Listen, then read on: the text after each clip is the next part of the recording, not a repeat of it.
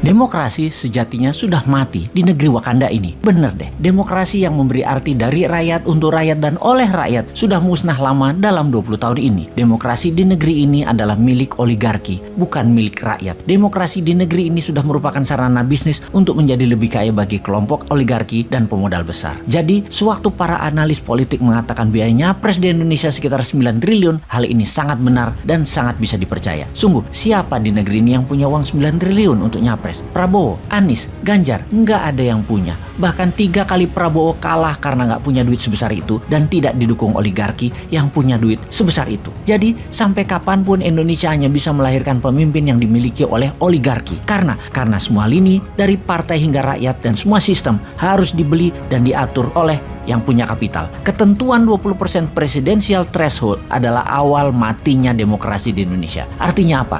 Untuk mencapai ketentuan 20% saja harus merangkul partai lain, dan untuk merangkul ini tidak cuma-cuma, harus bayar mahar. Setelah dapat threshold 20%, apakah sudah cukup? Ya hanya cukup untuk mendaftar ke KPU saja. Perjalanan masih panjang fulus keluar setelah mendaftar dari KPU tersebut. Kita hitung berapa biaya itu. Bervariasi di partai kelas menengah dan atas, paling murah 1 triliun. Di kelas menengah partai minta antara 400 sampai 500 miliar. Plus ada tambahan beberapa kursi kementerian dan jabatan berpotensi menghasil cuan lain yang mereka minta. Bisa dibayangkan dari mana calon capres untuk bisa membiayai mahar partai kalau tidak mencari pemodal. Di sini Indonesia akan selamanya dikungkung oleh oligarki jika ketentuan presidensial threshold tidak 0%.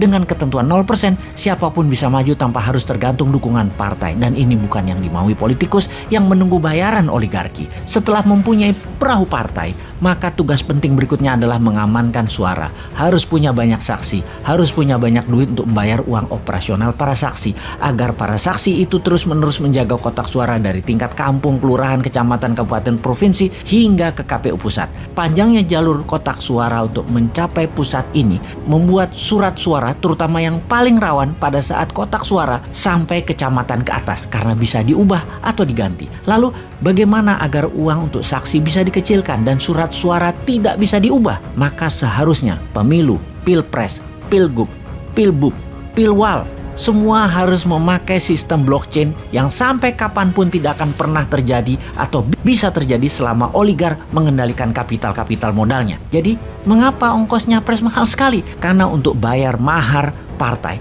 baik partai yang akan jadi pelengkap persyaratan 20% dan juga kolaborasi partai pendukung. Kemudian pos kedua adalah membayar saksi. Pos ketiga yang juga perlu dana besar yaitu untuk sosialisasi dan memframing, seperti membayar pengamat untuk menggiring opini, membayar lembaga survei, membayar iklan terutama iklan TV, membayar konsultan politik, membayar buzzer, mencetak kaos dan berbagai atribut baliho, bendera dan lain sebagainya, serta biaya-biaya posko. Di pos berikutnya yang perlu dana besar untuk membeli suara rakyat adalah di pedesaan. Satu suara itu sekitar 30 sampai 100 ribu rupiah per kepala, dan ini ada bandarnya. Biasanya sang bandar akan menghitung suara di mana yang bisa dan mudah serta murah untuk mereka beli. Sekarang di tahun 2024, siapa capres yang punya 9T? Satu pun nggak ada. Sekali lagi, yang punya duit triliunan itu hanya oligarki. Bayangkan, satu oligarki bisa modali antara 2 sampai 3 triliun selama nantinya kebijakan pemerintahannya akan menguntungkan mereka,